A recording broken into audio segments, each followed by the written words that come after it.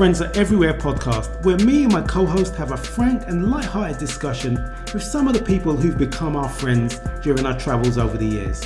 Hopefully this will provide an honest and sometimes enlightening insight into our lives as well as theirs, as we all just try to negotiate new and interesting cultures. And even if these insights aren't always forthcoming, we might be able to provide a humorous perspective to lives outside of our home countries. Stay with us and let's see.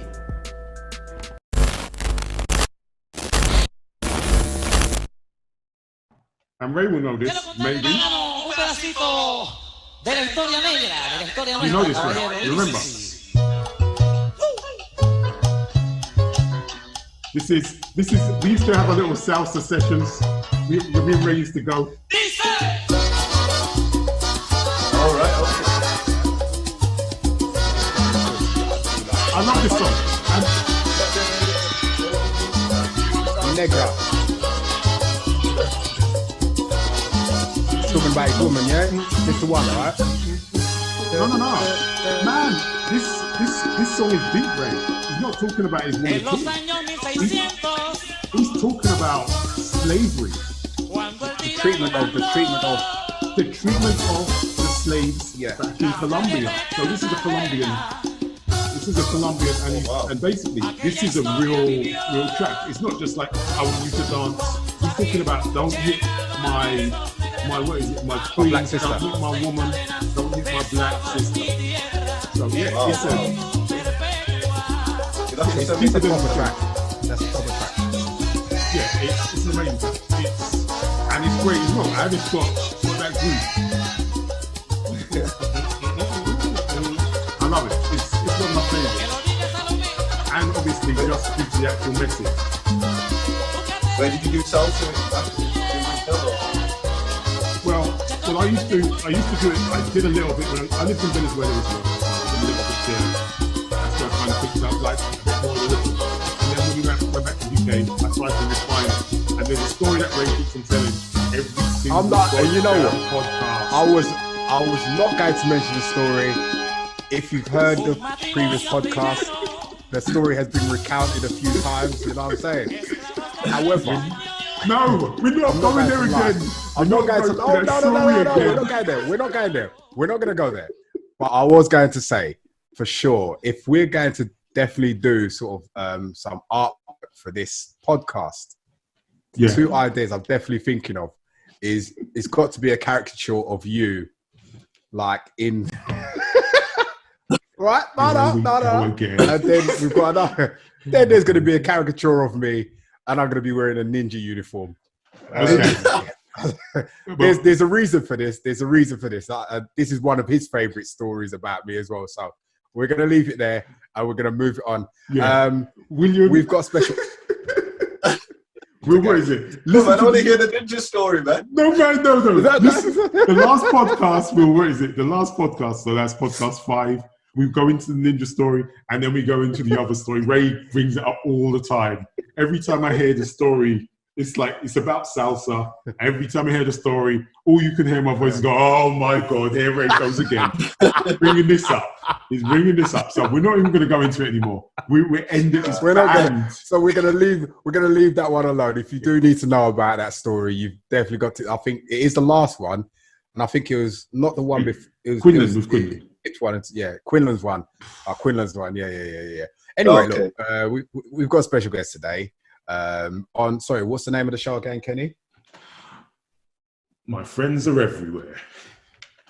There you go. On My Friends Are Everywhere. So today our special guest is William. William, please introduce yourself. Hi, yeah. So, my name's William Brown. I've got I'm from the Wandering Brown podcast and also wanderingbrown.com. So, I'm from the UK, 36 years old. Traveled about a few places in the Far East. Actually, I've been all over the world, but mainly in the Far East. I was living in China, Taiwan for a year as well. Traveled over Japan, a few places like that. I just really like traveling, basically, and I like to learn languages and just meet new people. So, yeah, it's not too much about me. I'm married and got 3 kids. I'm going grey. It's nothing to do with the kids, but I'm going grey before that. That's good to hear. Now, a lot of our listeners can hear that we say we're from the UK. So you've got myself, you've got Kenny, and you've got William here now. And you can hear that William has got a slightly different accent to both myself and Kenny.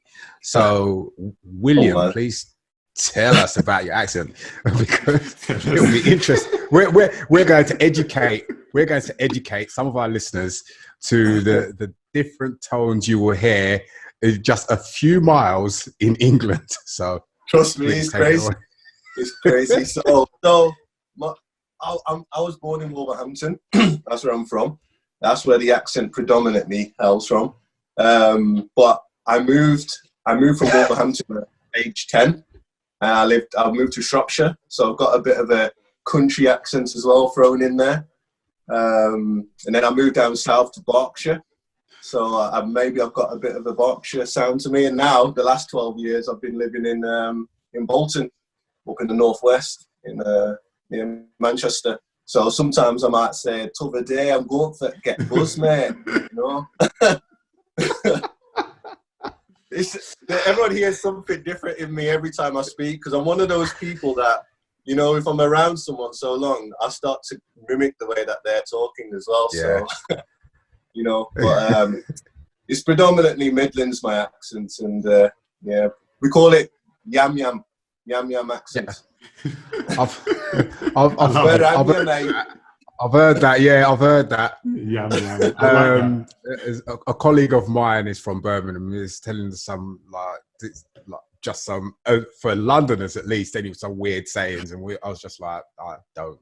But obviously, it's where you're from is what you understand. If you understand what I mean, so yeah. Of course. But your podcast. It's not Brummie, by the way. No. It's nothing like Birmingham. They're Brummie. Whereas you're the black country. You're the black country, aren't you? I love it. You're making the differentiation. You're really making the difference. It's not Brummie. It's not Brummie. No. You know, getting corrected while you're doing the podcast. No. There's Brummies, and then you've got us. So we're our own entity. We're the Lenny Henrys. We're the Goldies and all that. So it's changed. Well, where am you, man? But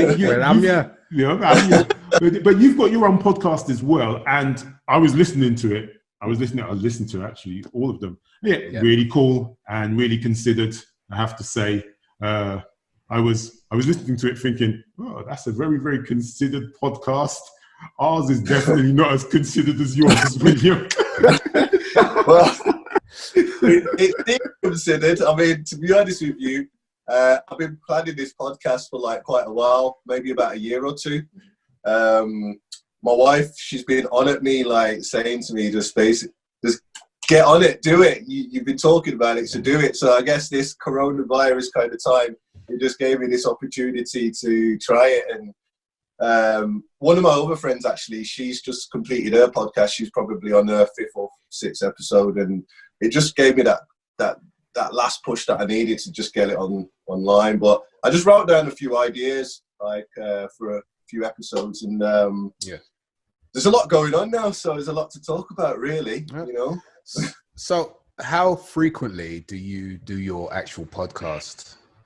Well, it's supposed to be every week. It's supposed to be a weekly thing, but the first one I did was 2 weeks ago, and then I just released one this week. So we're falling a little bit behind, but I've got another one planned for tomorrow, which is going to be an exciting one. I'm hoping. I'm going to throw a game in there and everything, so try and get the viewers engaged a bit more. Yeah. So I mean, I really did. I listened to it. I really did enjoy it. I didn't get to listen to the second. Your sister, I believe, is on one of the podcasts, isn't she? She's the first one. Yeah, that one I tried to do it interview style. Because I don't know. I listen to a lot of other podcasts like Russell Brand, Ricky Gervais when he first released his, and one called the Football Ramble as well, which is pretty good. So I take a lot of ideas from these different podcasts, and I just felt like the interview technique seemed like a pretty good one to start off with.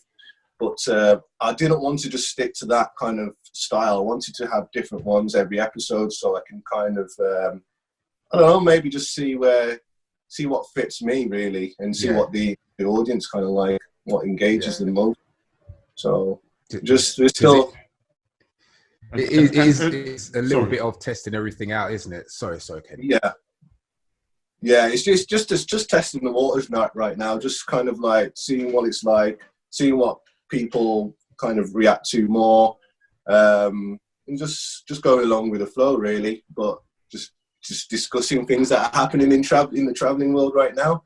You know, so like you said, there's a niche here for the Black travelers.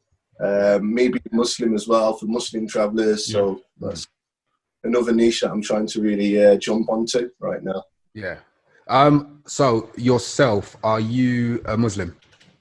Yeah. Well, for the last 11 years, I've been Muslim now. Right. Well, I'm from a Christian background, 7-day Adventist. Okay. Right. Okay. Switch over. Yes. What's that like? Yeah. So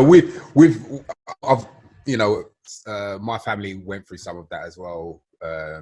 When I was young, my mum and dad converted to Islam. So I don't follow. I'm not a follower. But it was interesting to find other people who have gone through that same sort of journey as well. So it's quite interesting to find. So are you observing? Well, obviously you've got to be observing. If you didn't know, we're currently in the month of Ramadan, one of the most important periods on the Islamic calendar. And during this period, you will observe the fast. Yeah. Are you finding it tough?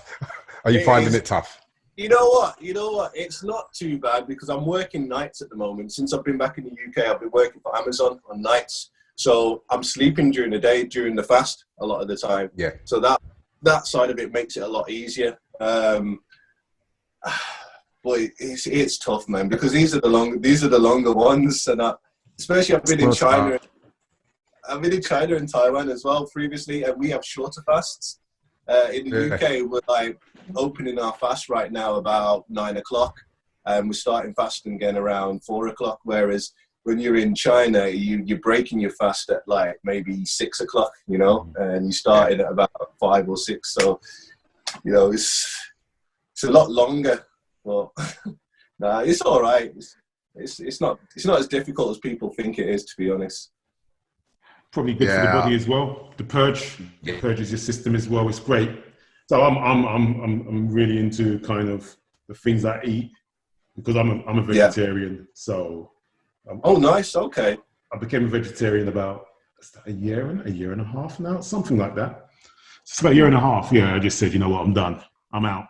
So yeah, I just said I'm out. I'm done. And of course, I'm like my family. They can't understand that. They're like, what?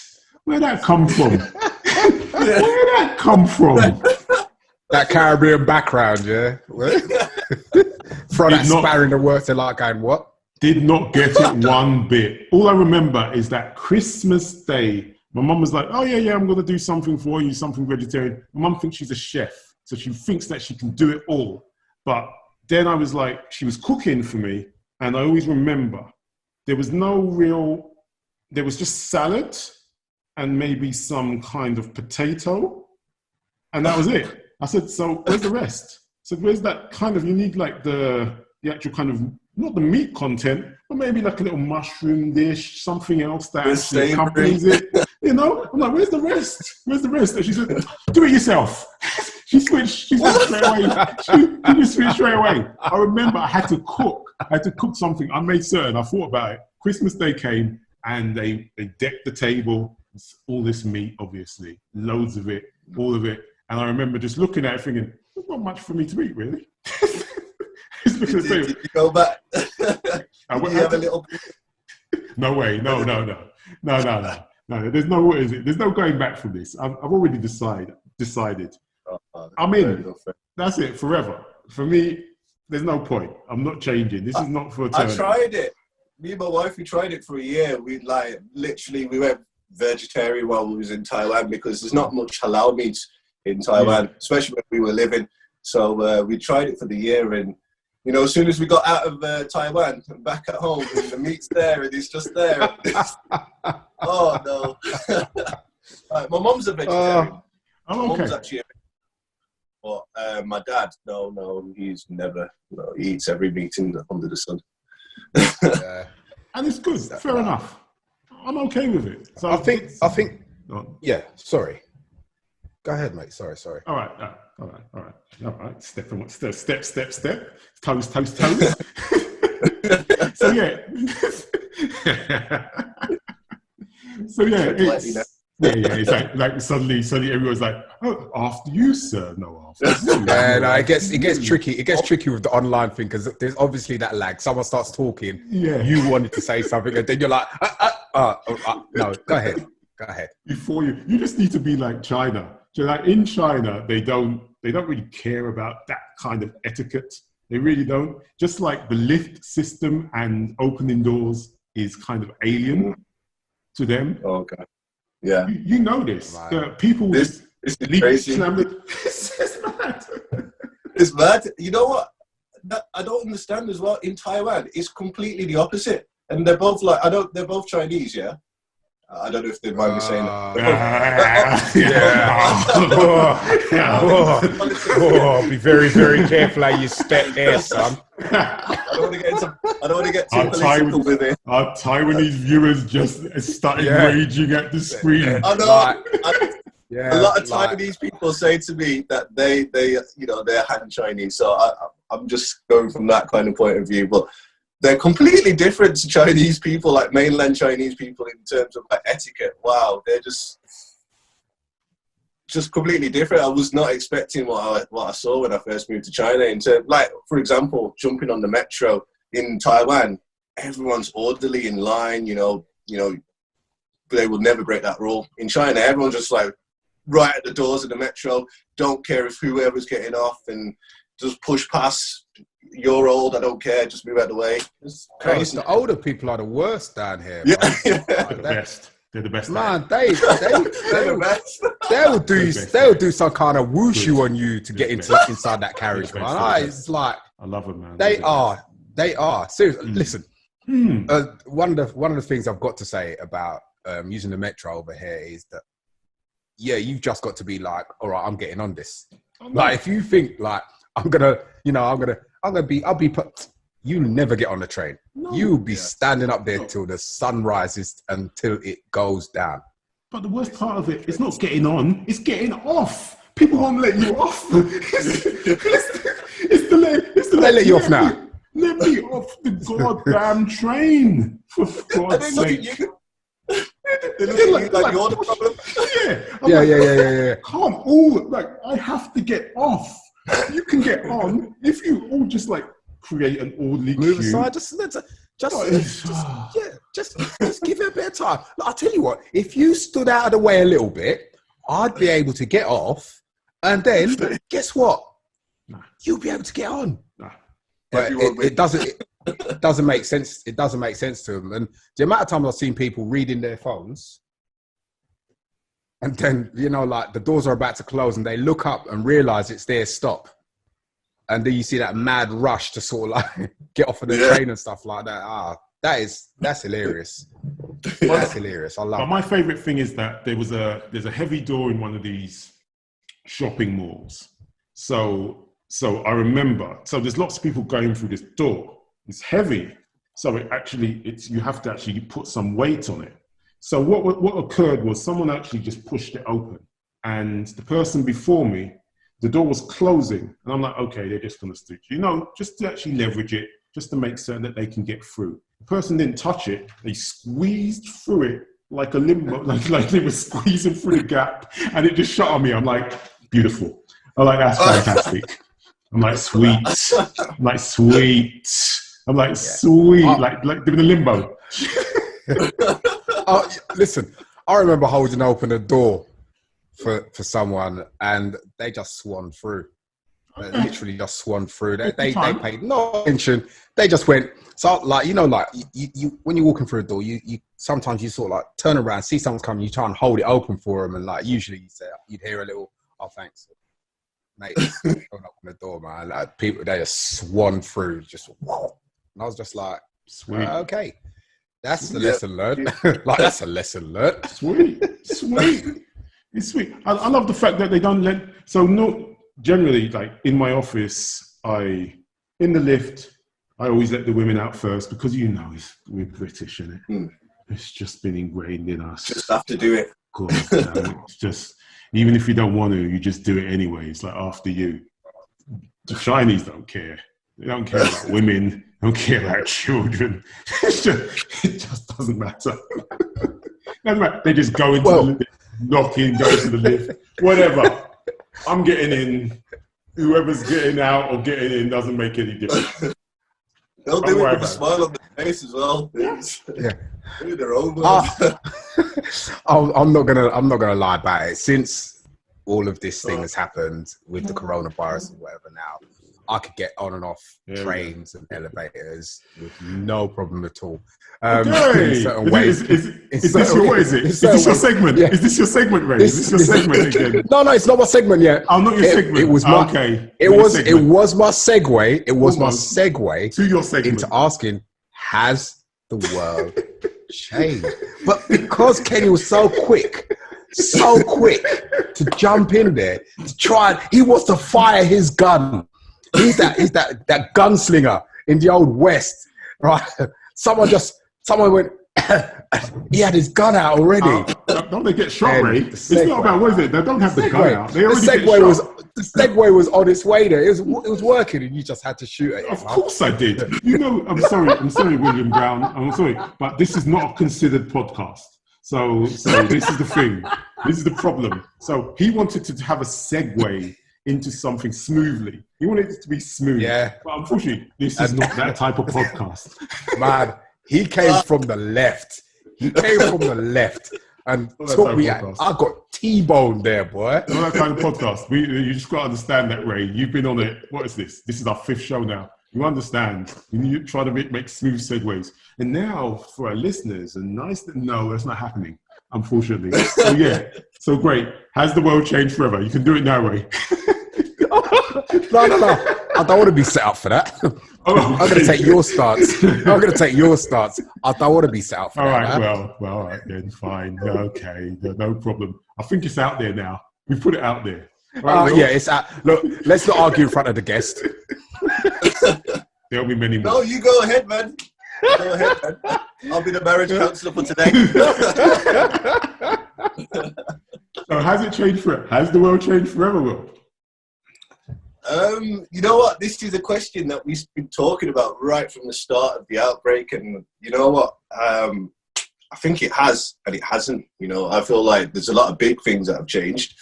I feel like a lot of online activities is probably it's going to increase the online kind of interaction in terms of business, the way that we probably do things going forward. I feel like the delivery system over here is going to change. Definitely, it's going to improve. You know how in China they got this real good delivery system. You know, with what's not delivery? What are they called? I forgot what they're called now. Oh God! Oh man! The one with the kangaroo. Yeah, the kangaroos. Yeah. Yes. I don't really Meituan. So I don't really use yeah. it. Yeah, I don't use it because vegetarian. So you know. Oh yeah, but there's loads. Mate, whenever I order food, I'm only ordering fish. There's no way I'm going to trust them with anything else.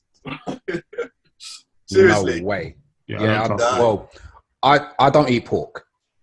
So, okay. So I have an issue with trying to get what I want to eat. Yeah. It's meat-based.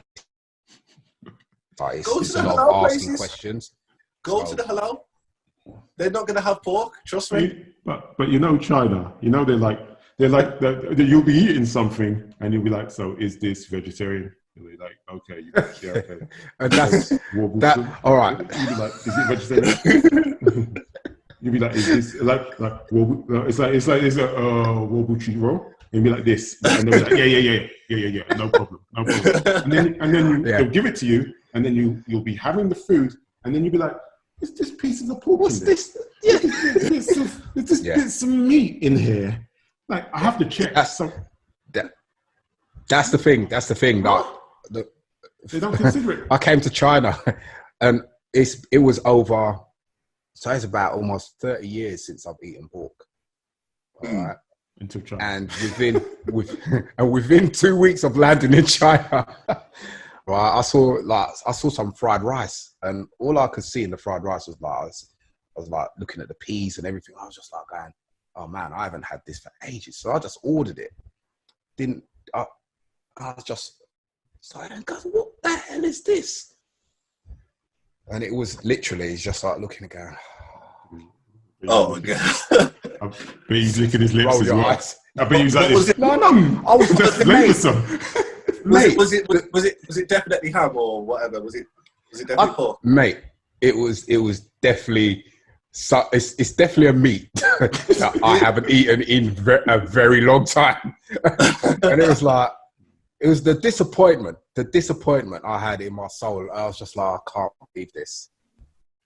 Yeah, it's so different. It's so different that you know, like, because when you're in an environment where you're so used to being able to navigate and see what you can have and what you can't have, or what you want or what you don't want, you take it for granted. It's when you come somewhere else and you're not sure about the language and how they describe things and whatever, that you will always, you know, or not always, but you will have that issue, that problem.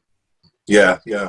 No, for me, definitely, I experienced the same thing. First in Taiwan, you know, like trying to get halal meat over there. Forget it. Just forget it. It was just pointless. So it was just on vegetarian. And we were cooking most of the time, or, you know, we wasn't really eating out because we were scared. But like you said, we were sticking to fish if we went out, and that was about it.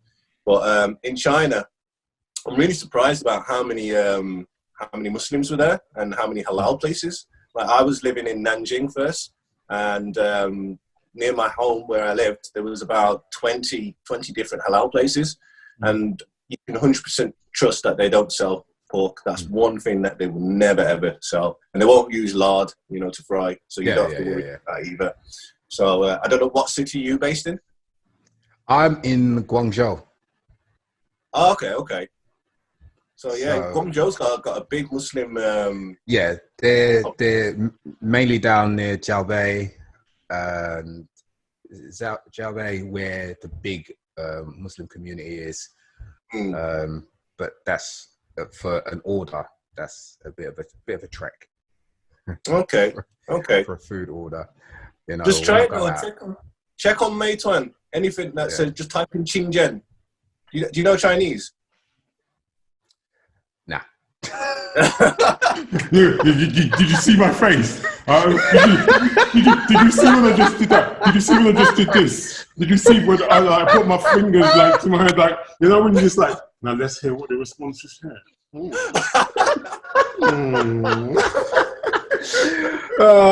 That ain't even one that I was sort of like trying to negotiate, you know, like give a considered answer to it. That is a straight up, nah. I don't know Chinese. I just about know how to say hello. And how long have you been there? About 2, 3, I've been 4 there years? over. I've been there over a year. Like 4 weeks. I love the way this guy. 2, 3, 4 years. I've been there. I've been there just over a year. I came over here. I was so enthusiastic. I was like, yeah, I want to try and do this. And then I started going, yeah, you know what? Oh gosh, nah, just learn it though. It'll help you out, man. It'll help you get some. I know. Chinese have got some nice food, man. They've got some really nice food. So as long as you stayed away from the bats. Yeah, as long as you stay away from that kind of crap, then you'll be okay. But yeah, so I don't know, man. All I'm saying is I don't know if this works. So the world, remember, after 9/11, just travel changed. I think travel is definitely going to change. And maybe even in China, just the fact that they can track you more as well. And they've got a good reason for it. It's definitely changed over here. Yeah, with the WeChat, I remember that before I left. That was a bit crazy. for me, I kind of like, I understood why they wanted to do it, but at the same time, I was thinking to myself, keeping tabs, you know, on your movements and everything. But saying that as well, they had the cameras, you know, on all the streets are cameraed up.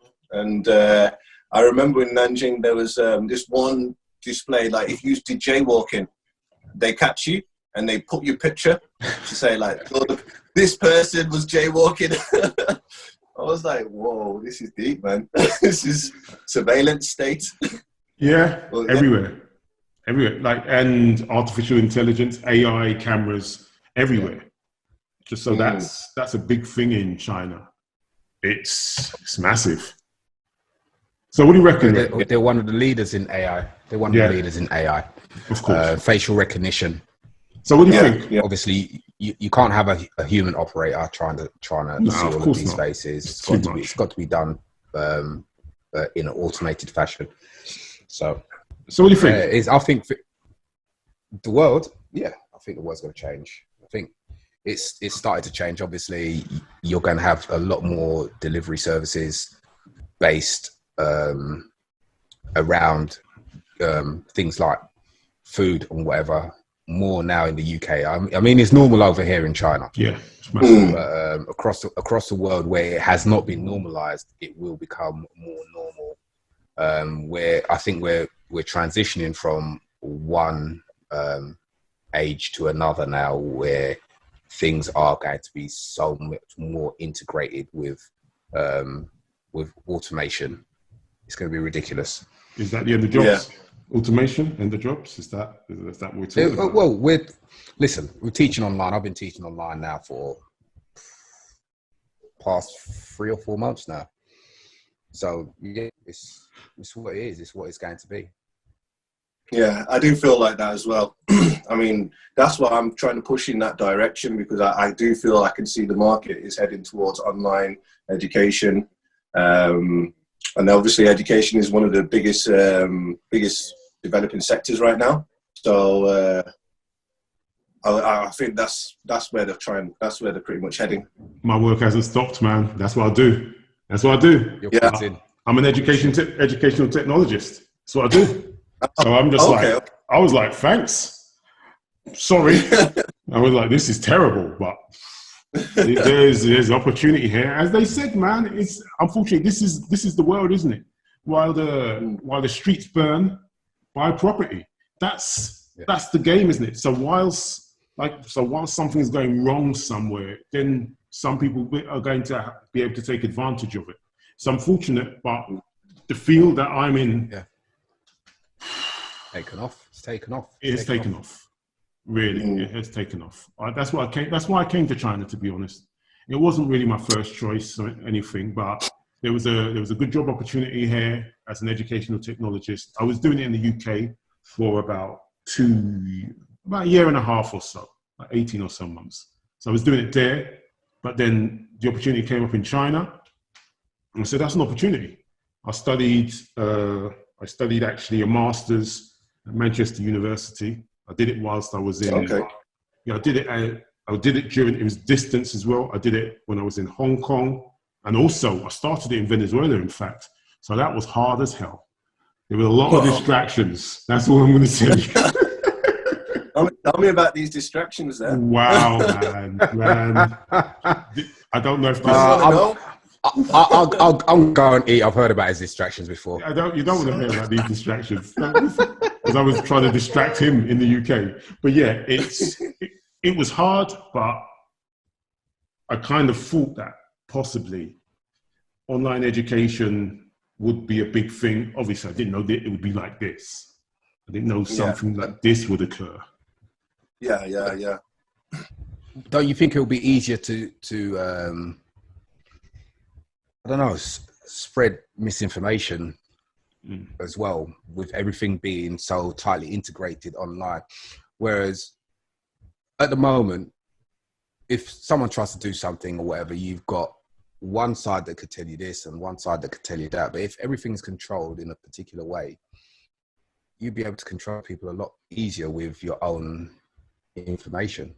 So On to another segue. Did you like that segue? I like that segue. Yeah. I like that segue. I liked it. And I let you have it. I let you have it as well. I didn't jump and the down. thing is, I know you let me have it as well because you didn't jump in this time. You didn't jump in this time. I let you have it. You didn't jump in this time. I liked it. I let you have it. I liked it. It was like, yeah, I'm like, no, that's nice. I like that kind. I like it. Oh, gosh, so That was quite considered. I like that. Like a fitted sheet. It's like, oh, that's sweet. Sweet. I was like, yeah. You know when you get a nice fitted sheet on your bed and you're like, yeah. And you admire it. You admire it from a distance and you go, yeah, I kind of like that. I slid that one right in, man. Yeah. Slid it in. You know, yeah, that's right. Slid That's it right. in. Yeah, misinformation around this coronavirus has been massive. You even stated it on your podcast, didn't you? Yeah, for me, it's been mad, really. Basically, I don't trust like mainstream media. That's point blank. I just don't trust them. Don't trust the BBC. Don't trust the Guardian. Don't trust the Independent. None of them. Sky. I just feel like I know everyone's got their own agenda, but I feel like their agenda is completely. I'm not a conspiracy theorist, but I just feel like they're telling a lot of lies, basically, and I know that their agenda is following a certain kind of agenda. But I always trusted people. I always trusted Twitter. I always trusted the people on the street that are actually there in the actual what's going on. But now, recently, with this coronavirus and the amount of nonsense that have been spread in WhatsApp groups, on Twitter, on Facebook, I'm blocking it all out because I just don't know what to believe, what to listen to. People are jumping to opinions, just like, oh, Chinese people just hate black people. And, I'm like, I lived in China for over a year and I swear down, I didn't feel any hate. So what's this from, But then you got the videos of what's going on in Guangzhou. Obviously, you guys are in Guangzhou. No, I'm not in Guangzou. Because as you can see, that's me. I'm not. I'm in Suzhou. I'm closer to Nanjing than I'm kind of closer. I'm kind of close to Nanjing as well. No, I'm not. Okay, I'm not in Guangzou. You're in the safety. You're in the safety zone. You're in the danger zone. I'm in the danger zone. So this is the thing. Welcome to the danger zone. So this is me and him because we spoke about this on a previous podcast as well. I remember I used to speak to him. He always go to me. I can't. That because he didn't recognize, that view of China. But where I am, obviously, is different. And China is such a big place, and maybe I'm feeling more heartened to find out that. All right, so maybe it's where I am, and the rest of China is not the same way as where I currently reside. Well, I'd love to hear your experiences because for me and my wife, literally, I think the only kind of like the worst racism I'm going to tell you right now is when I was looking for a job, a new job, teaching job. The agent said to me, I asked her what happened with one of the schools that she inquired with, and she said one of the schools said that they were looking for a white person and that I'm black. And that was like, for me, I felt so angry with that. I was really angry with that because that was like really the biggest form of racism that I felt or experienced while I was in China. Other than that, the only other things was like maybe on the metro, I've seen people move to another seat when I've sat down next to them.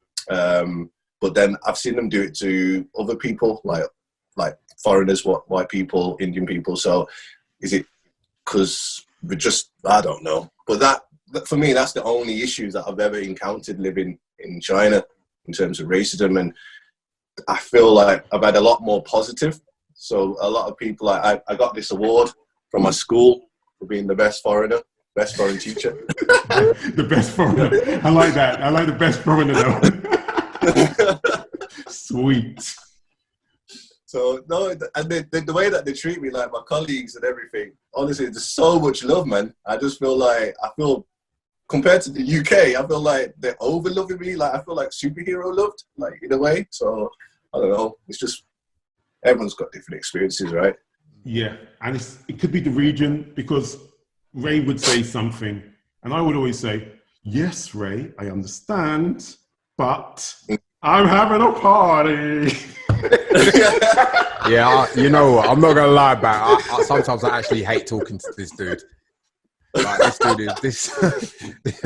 this dude's had a party. He's been reveling for ages, and now he's on a bit of a lockdown. He's trying to bitch and moan about it, and I'm just Slow like, down a bit. just shut up, man. It has slowed I don't down a care little. about that. I'm not gonna lie.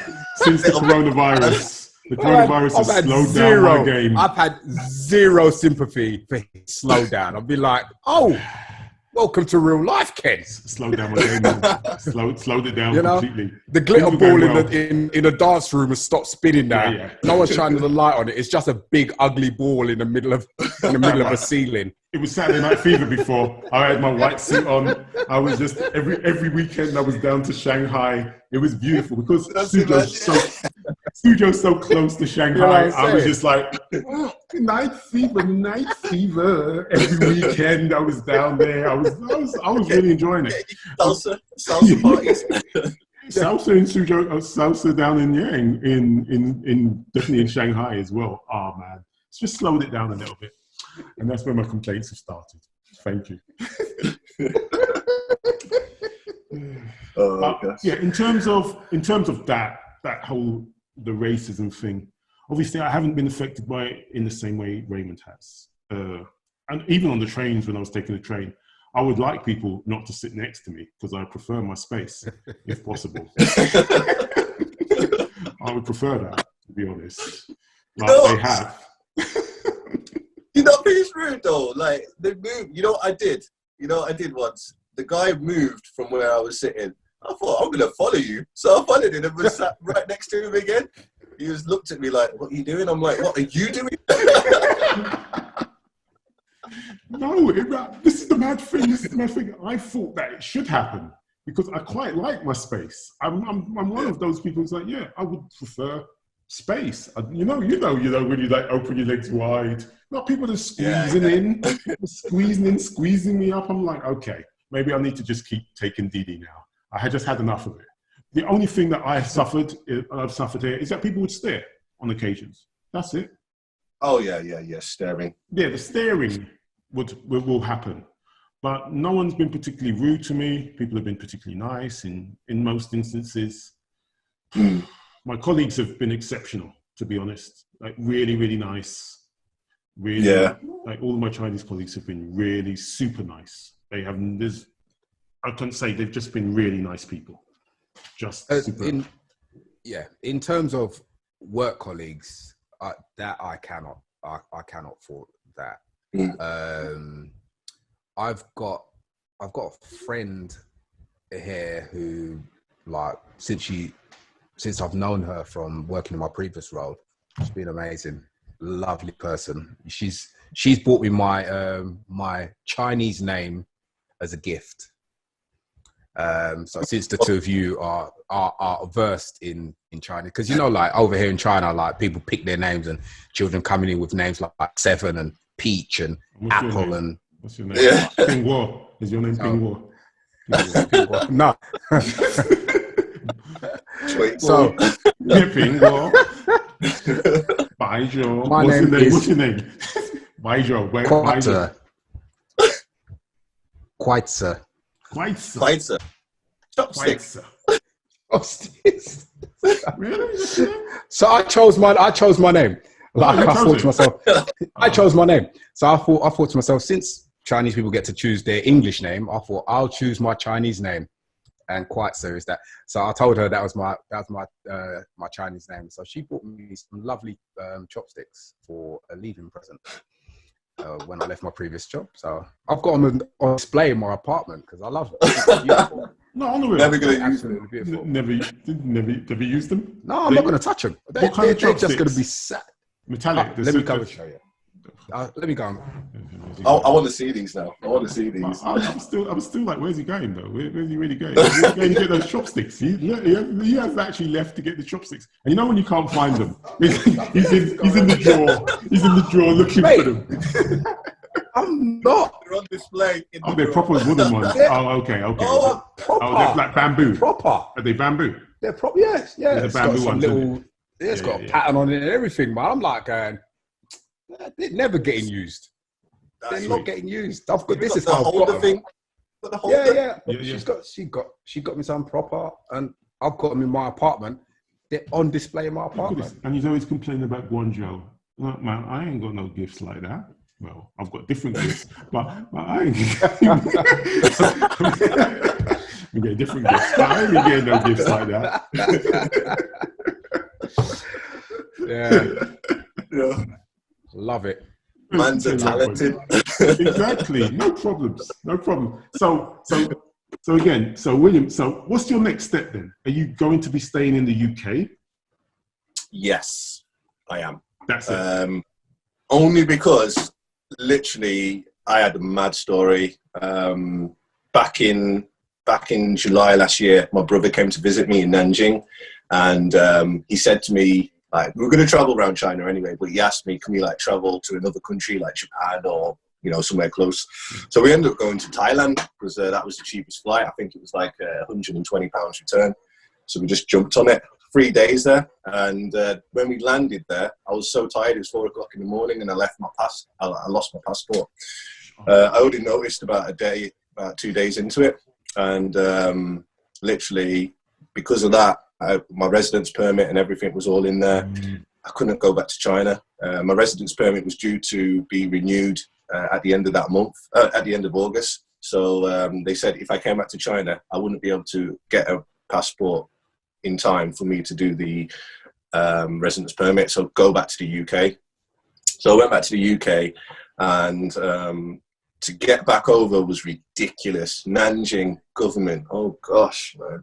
They said to me, to get back, to get a visa from them, I needed to provide my residence permit. I said, I've lost my residence permit. I lost my passport. They're like, well, that's all you could do. There's nothing we could do. I was like, you're a government, yeah? You're a government body. You must have something in place, some kind of contingency plan for someone losing their documents. No, we don't have that. So I had to fight to get back to China. Literally 6 months it took me to get back. That's when we ended up in Shenzhen. So I ended up in Shenzhen January 7th this year, 2020. And coronavirus. Coronavirus.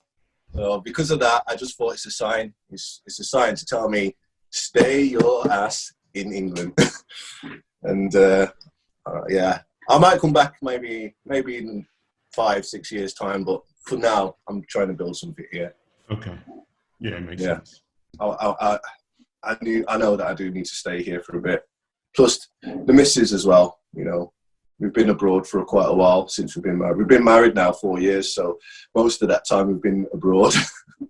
So one other thing, I don't segue like Raymond, unfortunately. I don't. Have you got a nice little segue there, Ray? Mate, I was gonna segue the hell out of that one. The sexy segue. When William was talking about, you know, like traveling from various places, and he traveled to, you know, Thailand and lost. I was gonna say, no, I could have segued the hell out of this one right now. What's the segue? I left it. What's the segue then? I left it. Where is it then? Look at him trying to tease. Look at him trying to tease segues. No. Look at him trying to tease us. Mate, I'm not even gonna segue. I wanted you to do your piece there because I know you're trying to set me up for the segue, and I'm not gonna do it. Look at him teasing I want the you audience. to do what you wanted to do, mate. You little segue tease. Da, da, da, da. Here comes the segue. Raymond's segue tease. You're a segue tease, You need that mate. segue music as well. Make sure you get the music for it. It's a segue tease. That's all I'm saying. You segue tease. You little segue tease. Anyway. Oh, dear. Right. So all right. Ray's not doing his little segue because he's a tease. Nice one. That's right. So what about when you returned? So I know that when I returned to the UK, I felt slightly out of touch, but maybe because I was gone for longer. I don't know. What about you, Will? Yeah, no, I felt the same way as well. Every time I come back to the UK, I do feel like a big disconnect with it. But I think it's a mental thing as well, you know.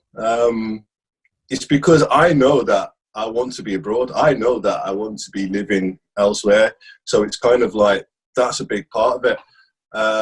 this time when I came back, I just had to force myself to kind of like try and connect with what it is now. Obviously, a lot has changed. The economy's changed. The prices of things have gone up. Just the old approach to like try and find them work was so much more difficult than what I remember in the past. But just have to force yourself to try and look for the positives and the things that you can connect with easily, and then it'll slowly become a lot more easier. I'm starting to enjoy living in the UK again, which is kind of weird because if you had asked me this about 3 months ago, I would have said no chance, because I just didn't like it living here, especially there was a lot of negativity, a lot of racism on the rise as well here, and I just wasn't enjoying it. But no, I can definitely say with everything that's going on that I'm doing, with the podcast, my blog posts, my website, few other business plans, I feel, and I've got a lot of good people around me as well that are like into business and things like that at the moment. So it's really, really helping my mental space and helping me propel forward. So yeah, it's going well now. I got to say, like, living in the UK is a lot more bright. It's as bright as that sky outside now. It's so beautiful out there. So are you still on? So how's the lockdown thing working in the UK? How is it working for you? The lockdown is crazy compared to China. Like in China, I don't know how you use like experience with the lockdown, but for me in China, I felt safe. I felt like really like, all right, I'm all right here. I'm staying in my flat. If I need to go out, go to the shop, I've got my mask, temperature check, blah, blah, blah, blah, blah. It felt fine.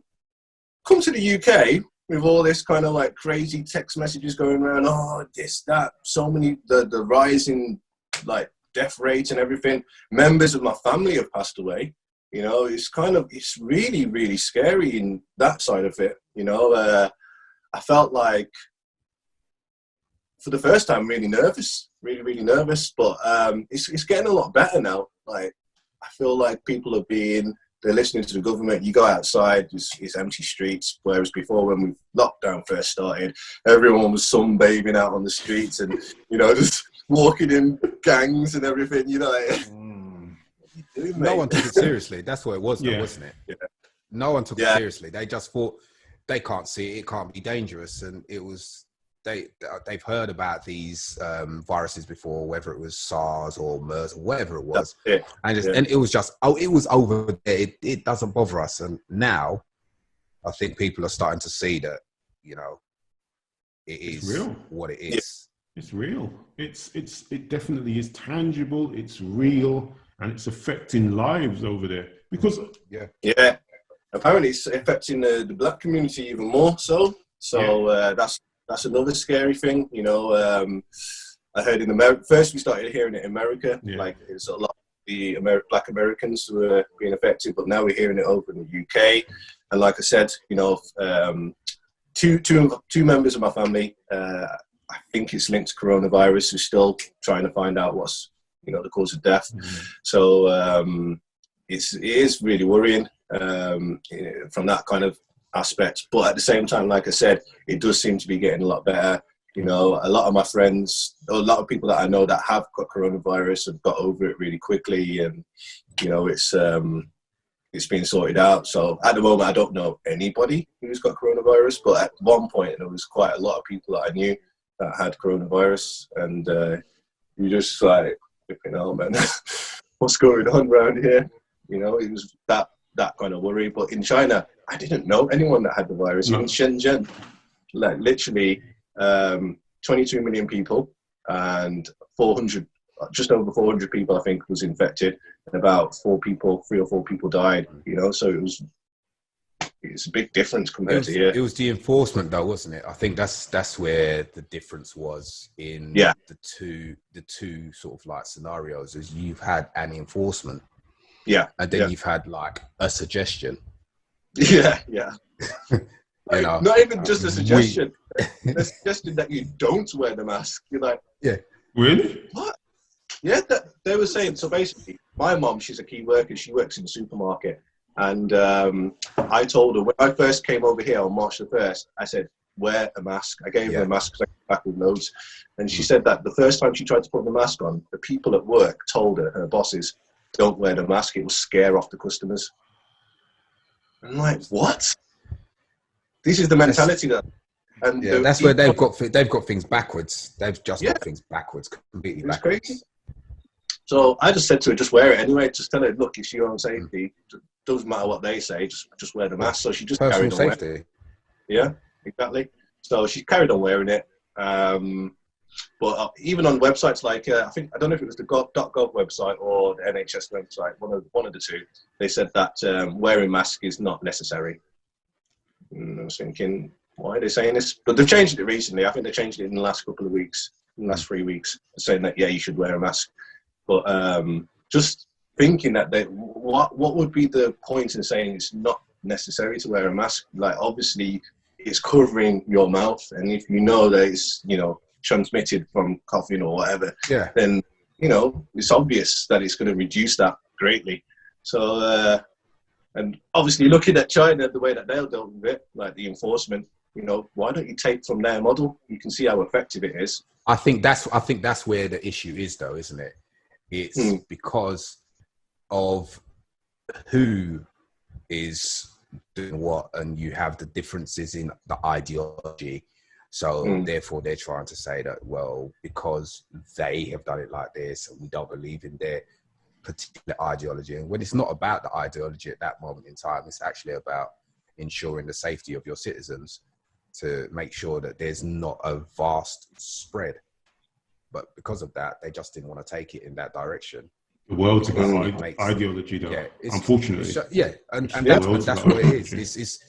That's the only reason. That's the only reason. It's not about anything else other than the ideology, and they just did not want to choose that path because of the way it would seem in their perspective. That's what it was. But look, I'm gonna do a little something here.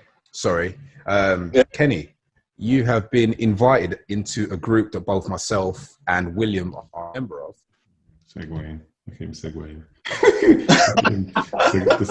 Here comes the segue tease. So Kenny has been invited into Black British in China. Well done, Ken. I think you should accept. The segue tease kicks in. Thanks a lot, segue tease. That's his new name now. I love it. We find so many funny things from this podcast. Just gems. We're finding gems from this podcast. You're now the segue tease. Oh, you're gonna have to have a new nickname. You know what? You know what, mate? You know what? I'm not gonna lie about it. Right? I'm not gonna lie about it. William, this has only happened hours. It must be something to do with me going out last night. Maybe we should do these podcasts after a heavy night out. I've had time to contemplate. I've had the whole day to contemplate. Then go to the gym and come back. I'm looking at my food. All I'm thinking about is like, what time is this podcast finishing? We're gonna bring it to a close, okay? We're gonna bring it to a close.